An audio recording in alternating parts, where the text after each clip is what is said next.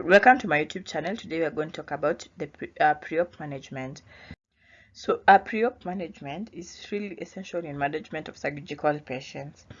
However, this is just although we may give maybe a specific management of managing patients in pre-op, this may differ slightly in maybe different protocols in hospital or countries, and you may refer to your local guidelines. However, this is just an overview of how you may manage your patient pre-operatively.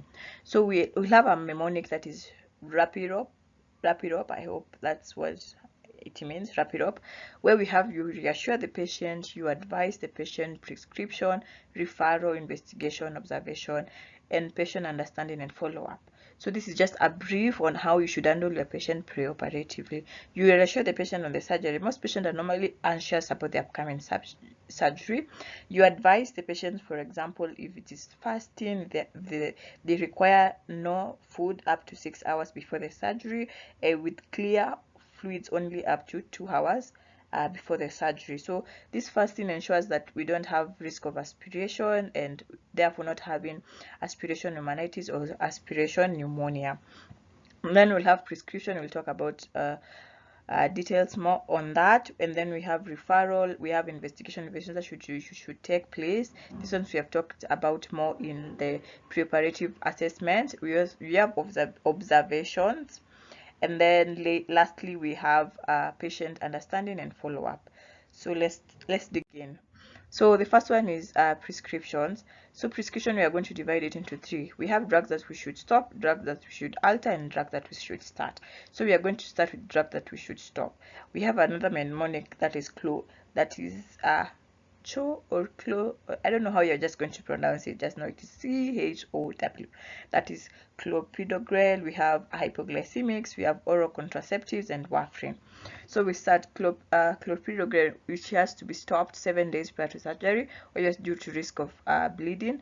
Aspirin and other antiplatelets can often be continued with and have minimal effects on surgical bleeding. Next is hypoglycemia. We're going to talk about these ones in when we're discussing about diabetics, oral contraceptives, or oral replacement therapy. Obvious this, if you have read about DVT, you know this is a risk factor of DVT. In addition, that surgery is also a risk factor of DVT. So these ones have to be stopped 4 weeks before the surgery due to a risk of DVT. Warfarin usually stopped 5 days prior to surgery due to risk of bleeding, and it is commenced on the therapeutic dose of low molecular weight heparin. I'm going to make a video where we are just going to talk about this DVT stuff and thromboembolic in surgery. And we also surgery is often will go ahead if the INR is less than 5, and so if you may have to reverse the warfarin with potassium, sorry, not potassium, where you have to reverse the warfarin with vitamin K if the NR remains high on the evening before. So we have said warfarin is 5 days. On direct oral anticoagulants such as rivaroxaban and the rest, you also need to stop pre-op. However, the duration depends on the drug that is being used. So we have talked about 4 drugs, that is clopidogrel, hypoglycemics. We're going to talk more about this. Oral contraceptive, we say we stop 4 weeks, and warfarin we said 5 days prior to the surgery.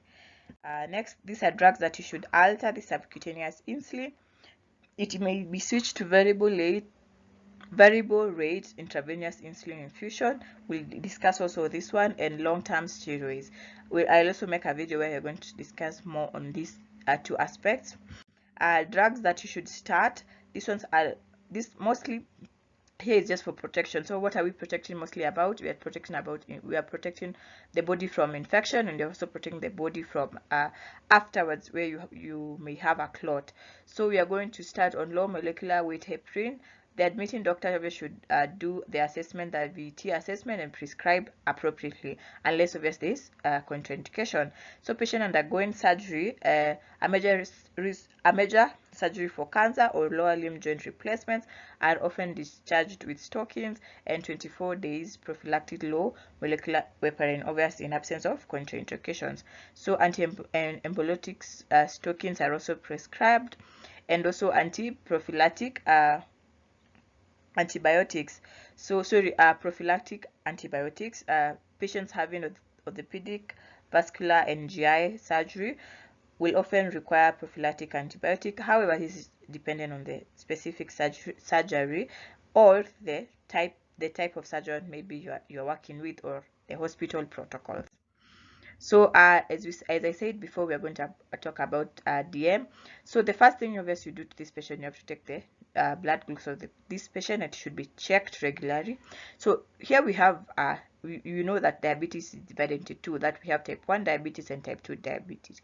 Type 1 diabetes is insulin dependent, type 2 diabetes is not insulin dependent, meaning the patients in type 1 diabetes have to use insulin for them to require treatment, and type 2 may use maybe diet, type 2 may also use oral hypoglycemic agents. So we are going to talk about the three aspects. So patients on insulin, majorly type 1 diabetics, often need adjusting, as you have said before, pre-op.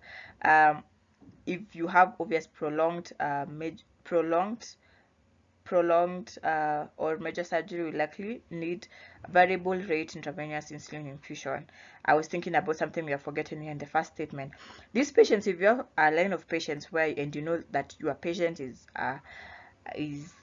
suffering from diabetic mellitus, you obviously have to prioritize this patient compared to the other patients.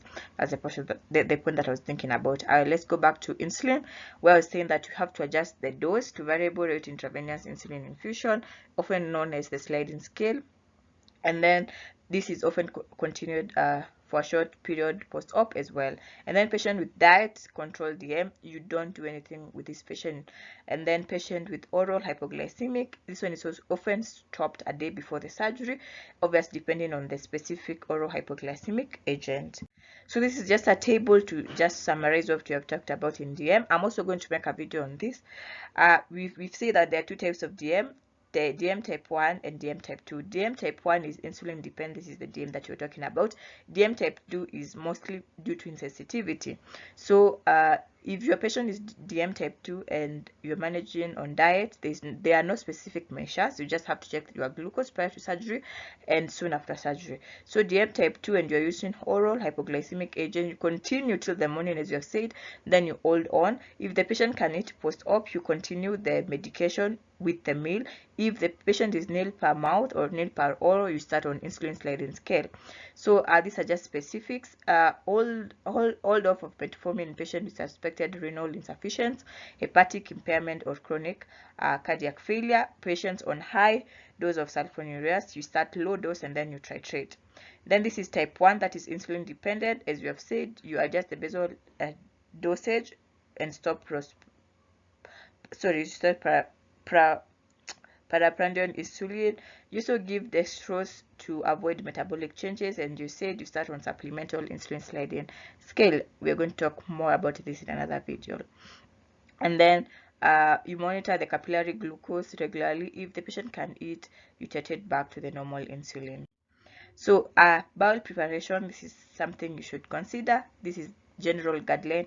So just as a rule, what we are going to talk about in this slide, if you are doing an upper GI, that's what that is what will come out in this. If you are doing an upper GI surgery, you may not require bowel preparation. So for example, if you are doing an upper GI hepatopancreatic biliary, if you are doing small bowel surgery, none of it is required. If you are doing right hemicolectomy, extended right hemicolectomy, none is required. But however, if you are doing left hemicolectomy, sigmoidectomy, abdominal perianal resection, you may require a phosphate. You may require a phosphate enema on the morning of surgery.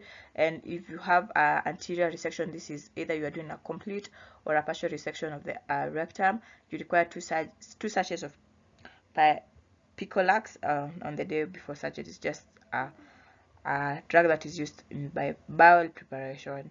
So thank you for watching.